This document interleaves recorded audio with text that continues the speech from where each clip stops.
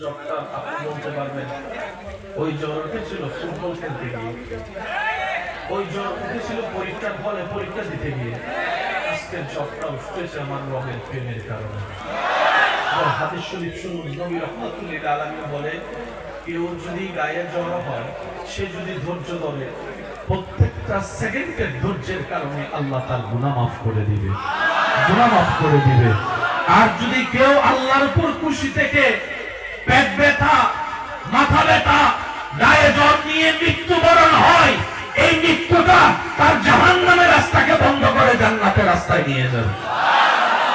আপনাদের এলাকায় অনেক সময় হয়েছে কিনা দেখেন, পেটের ভিতরে বাচ্চা মারা গেছে, বলেন না ভাইয়া? 5-7 বছর বাচ্চা হয় না, 8 বছর পর একটা বাচ্চা হয়েছে, হওয়ার পরে মারা গেছে। তখন আমাদের অনেক বলে, আল্লাহ দিলাও কেন? একটু উত্তর দেন, দিলাও কেন?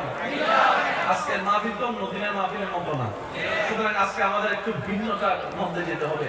আল্লাহ দিলাও কেন? একটু আগে আপনারা সবাই কি বলেছেন? আল্লাহ যখন যা করে বান্দার এবার ভালোটা কি হয়েছে দেখেন। ওই মা বাবা জান্নাতে যাওয়ার কোন আমল জাহান্নামে চলে যাচ্ছে। আসরের ময়দানে জাহান্নামে ফেলার মতো পরিস্থিতির মধ্যে হঠাৎ করে আরেকজন ফেরেশতা এসে বলতে, দাঁড়াও, ওদেরকে জাহান্নামে নিয়ে নাও। সবাই মিলে বলেন না সুবহানাল্লাহ। যাদের সন্তান মারা গেছে, আপনারা একটু মনোযোগ দিয়ে শুনেন। ফেরেশতা বলবে, রায় ক্যান্সেল, জাহান্নামে দিও না, ওদেরকে জান্নাতে দাও। ফেরেশতা জিজ্ঞেস করবে, কেন? রব বলেছে জাহান্নামে দিতে। বলে যে রবের দরবারে জান্নাতে একটা বাচ্চা দাঁড়াই আছে, রবের দরবারে ফরিয়াদ করে বলে, আল্লাহ, আমার মা বাবা ছাড়া আমি জান্নাতে ঢুকবো না, আমার মা বাবা ছাড়া আমি জান্নাতে ঢুকবো না। সুবহানাল্লাহ। আমার মা বাবা ছাড়া আমি জান্নাতে ঢুকবো না। আল্লাহ পাক সেজন্য তাদেরকে জাহান্নাম ক্যান্সেল করে জান্নাত দিয়েছেন। এবার সেই মা বাবা যখন জান্নাতের দরজায় গিয়ে দাঁড়াবে, মা বাবা জিজ্ঞেস করবে, মা চিনো না? চিনো না? ওই যে 2 বছর থাকার পরে যে আল্লাহ আমাকে নিয়ে আসছে, মা ওই যে 4 বছর থাকা অবস্থা আমি যে মারা গেছিলাম, তোমরা আমি জান। মা বাবা বলে, 18, 30, 40 বছর বড় করছি, ছেলে মেয়েগুলো আমার খবর নেয় না, তুই আসলি কোন জায়গা থেকে? তখন বাচ্চা বলবে, মারে আল্লাহ সব জানে, আল্লাহ দেখছে তোমরা জান্নাতে যাওয়ার মতো কোনো যোগ্যতা নাই, তাই তোমাকে, আমাকে, মা বাবাকে জান্নাতে যাওয়ার জন্য গুনাহ করার আগে আল্লাহ আমাকে দুনিয়া থেকে নিয়ে আসছে, যেন আজকে আমি তোমাদের পক্ষে আল্লাহর দরবারে সুপারিশ করতে পারি। সেই দিন মা বাবা বলবে, আল্লাহ তুমি যখন যা করো, এই জন্য বলেন না। আপনাদের অনেকের শরীরে ব্যথা আছে, এটা নিয়ে হবে না। সুবহানাল্লাহ, একটু আস্তে করে বলেন। মাথা ব্যথা আছে না? এটা অনিয়ামত। মিস্টার ফেরাউনের জীবনে কোনোদিন কোনো বড় রোগ তো দূরের কথা, সামান্য গায়ে জ্বর হয় না। কার কথা বলে? কার? মিস্টার ফেরাউনের জীবনে কোনোদিন গায়ে জ্বর, কোনো অসুখ বিসুখ। আর আপনার এলাকায় দেখেন যে সবচেয়ে ভালো নামাজি, তার অভাব বেশি, দুঃখ বেশি, কষ্ট বেশি। যে সুদ খায়, অন্যায় ভাবে চলে, এবার সেই ব্যক্তি বলে, আল্লাহ যদি আমার উপর নারাজ থাকে তাহলে আমাকে এত সুস্থ রাখলো কেন? ও নামাজি, আল্লাহ যদি তোমার উপর এত খুশি থাকে, তোমাকে হাড়ের রোগ দিল কেন? আলসারের রোগ দিল কেন? তোমাকে কিডনির রোগ দিল কেন? তোমার ঘরে ভাত আনতে, চাউল আনতে, ভাত আনতে আনতার নো লবণ ফুরাই যায়, এই কঠিন অবস্থা কেন? আমার ভাই বুঝে নাই, আল্লাহ যাকে ভালোবাসে বেশি তাকে কষ্ট দেয় বেশি। সুবহানাল্লাহ। আল্লাহ যাকে ভালোবাসে বেশি তাকে পরীক্ষায় ফেলে বেশি। আল্লাহ যাকে ভালোবাসে তাকে অভাবে ফেলে। আল্লাহ যাকে ভালোবাসে শরীরে রোগ দিতে থাকে। আপনারা সুবহানাল্লাহ বলতে থাকেন, সুবহানাল্লাহ বলতে থাকেন। আল্লাহ যাকে ভালোবাসে শারীরিক কষ্টটাই ফেলে। আল্লাহ যাকে ভালোবাসে তার সন্তানকে নিয়ে যায়। আল্লাহ যাকে ভালোবাসে মা বাবার মধ্যে অশান্তি সৃষ্টি হয়ে যায়। আল্লাহ যাকে ভালোবাসে তার পেটের রোগ বেড়ে যায়। আল্লাহ যাকে ভালোবাসে তার কিডনির রোগ বেড়ে যায়। আল্লাহ যাকে ভালোবাসে তার কষ্ট মুসিবত বেড়ে যায়। আল্লাহ যাকে ভালোবাসে আপনরা তাকে ছেড়ে চলে যায়। আল্লাহ যাকে ভালোবাসে সে হাঁটতে গেলে পা ভেঙে যায়। আল্লাহ যাকে ভালোবাসে সে সৈন্য দলে ছাই হয়ে যায়। আল্লাহ এগুলা কেন? রব্বুল আমি দেখতে চাই আমার বান্দা হাজার কষ্ট দেওয়ার পরও কে কে আমাকে ভালোবাসে, আমি তাদের চেহারা দেখার জন্য এরকম করতে থাকি যেন আমি আল্লাহ তাদেরকে তাজরিমিন তাহতিহাল আনহার ওয়ালা দামি বানায় দিতে পারে।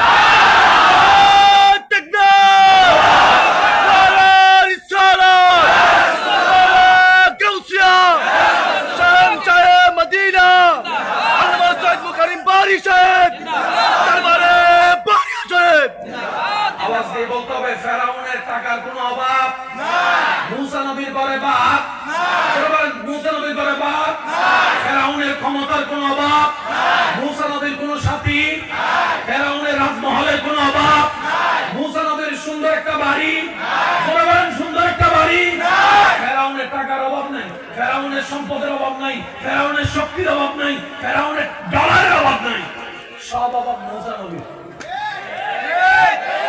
বলেন না, বলেন না, বলেন না। অভাব ছিল, কিন্তু ইমাম হোসেনের ঘরে খাবার ছিল না।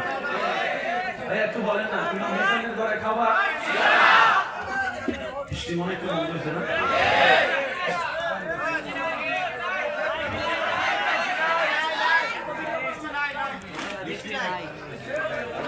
আমাকে একটা মিনিট সময় দেন, একটা মিনিট, একদম নীরব নীরব নীরব নীরব। যারা চলে গেছে আল্লাহ তাদের হাজিরাকে আমাদের সাথে কবুল করুন। আবার তাদেরকে বললেন না পালাই গেছে, যারা গেছে আল্লাহ তাদেরকেও কবুল করুন, যারা বসে আছে তাদেরকেও কবুল করুন, ইমানি ভাই যারা দাঁড়িয়ে আছেন তাদেরকেও কবুল করুন। আমার মা বোনদের প্যান্ডেলের অবস্থা আমি জানি না, তবে দোয়া করছি আল্লাহ তাদেরকেও কবুল করুন। মনোযোগ আছে? ফেরাউনের টাকার অভাব, মুসা নবীর ঘরে টাকার কোনো সম্ভব, আল্লাহ ভালোবাসছে কাকে। এই ঈদের ক্যাম্পে খাবার কোনো অভাব, ইমাম হোসেনের ঘরে কোনো খাবার, ঈদের ঘরে পানির কোনো অভাব, ইমাম হোসেনের ক্যাম্পে পানি বলতে কিছু, ঈদের ঘরের মধ্যে টাকার কোনো অভাব, ইমাম হোসেনের ঘরের মধ্যে সম্পদ। বলেন আওয়াজ দিয়ে আল্লাহ কাকে ভালোবাসছে? জোরে বলেন না, আরো জোরে বলেন। আল্লাহ কাকে ভালোবাসছে? তার মানে আল্লাহ ভালোবাসলে সম্পদ দেয় না। এই একটা জিনিস বুঝলে আপনার অনেক কিছু ক্লিয়ার হয়ে যাবে। আল্লাহ কাউকে ভালোবাসলে, আপনি কাউরে ভালোবাসলে আইফোন দেন, কথা বলে না। যারা ভালোবাসে বিদেশ থেকে আনার সময় একটা চেইন হইল মানে চেইন দেয়, গোল্ডের চেইন। দুনিয়ার কেউ কাউরে ভালোবাসলে কেএফসিতে নিয়ে খাওয়ায়। আল্লাহ কাউকে ভালোবাসলে, ভাইয়া ভাইয়া একটু মনোযোগ, ভাইয়া আল্লাহ কাউকে ভালোবাসতে মুখের ভাত কেড়ে নেয়। সুবহানাল্লাহ বলে না। মনে রাখবেন, বান্দা আর আশিক বান্দা এক নয়। আমি আশিক বান্দাদের জন্য কথাটা শো করছি। আল্লাহ যখন কাউকে ভালোবাসে মুখের প্রেম, আল্লাহ যখন কাউকে ভালোবাসে মুখের কষ্ট, দুর্ভিক্ষ, যন্ত্রণা দিতে থাকে। কেউ কাউকে ভালোবাসলে ফুলের উপর রাখে। কেউ কাউকে ভালোবাসলে ফুলের বিছানায় রাখে, কেউ কাউকে ভালোবাসলে এসি রুমটার মধ্যে রাখে। তুমি দেখি ভালোবাসলে আগুনে ফেলো। আল্লাহ ইব্রাহিম নবীকে কোথায় ফেলছে? বুঝেন না? আল্লাহ আমরা ভালোবাসলে তো এসিতে রাখি, তুমি ভালোবাসলে দেখি আগুনে ফেলো। কথা বলেন, কথা বলেন, কথা বলেন, ঠিক না? রব বলে যে শুনো ফেরেশতা, ও ফেরেশতা শুনো, এসিতে থাকা গরমের ভিতরে সবার স্বপ্ন। আমি যদি ভালোবাসলে এসিতে রাখতাম, তাহলে এসি পাওয়ার জন্য আমার বান্দা আমাকে ভালোবাসতো। অনেকে তো ছাত্রের জন্য ভালোবাসে, অনেকে তো আইফোন পাওয়ার জন্য ভালোবাসে।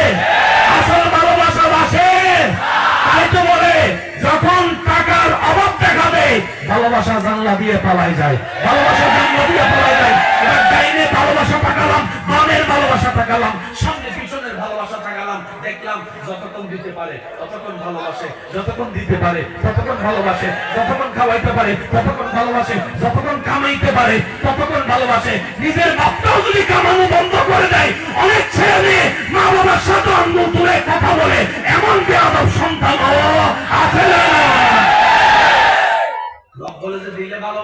সে ভালোবাসা আমি চাই না। রব বলে যে আমাকে যদি ভালোবাসতে চাও ফকির হওয়ার সিদ্ধান্ত নাও, আমাকে যদি ভালোবাসতে চাও আগুনে পড়ার জন্য প্রস্তুত হও। রব বলে যে এগুলা জানার পরেও যে আমাকে ভালোবাসবে আমি আল্লাহ জান্নাতের ঘর তার জন্য দেব। প্রেমিক আছে, প্রেমিক আল্লাহ এবং রাসূলের আশিক আছেন তো ভাইয়া? হযরত ইব্রাহিম যাকে আল্লাহ বলেছেন খলিলুল্লাহ, আল্লাহর বন্ধু।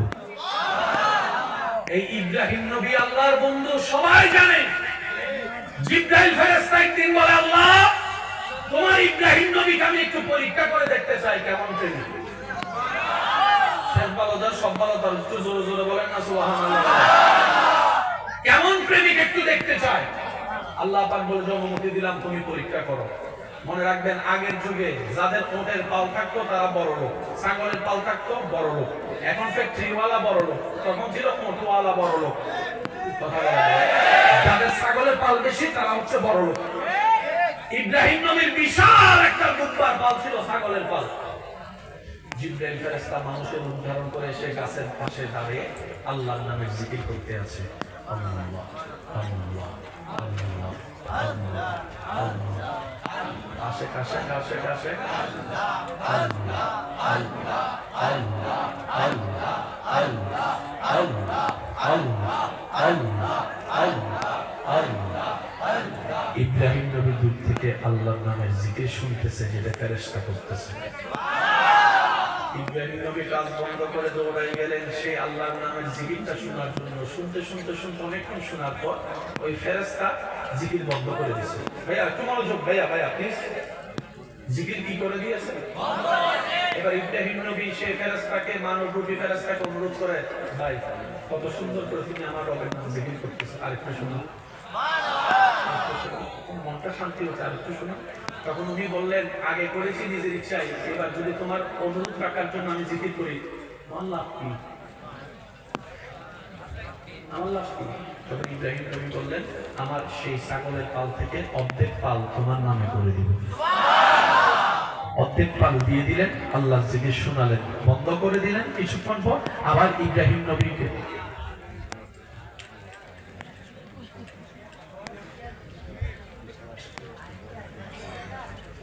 একবার বলি আলহামদুলিল্লাহ। একটু মনোযোগ আছে তো সবার?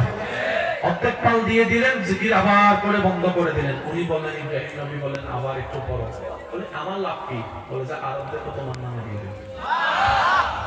পুরো পাল দিয়ে দিলেন আল্লাহর নামের জিকিরের জন্য। সুবহানাল্লাহ জোরে বলি। এবার ইব্রাহিম নবী যে কথাটা বলেছেন মারাত্মক কথা, ও যুবক ভাই বোনের কান শুনে রাখো। ইব্রাহিম নবী বললেন, ভাই আর একটু জিকির করো।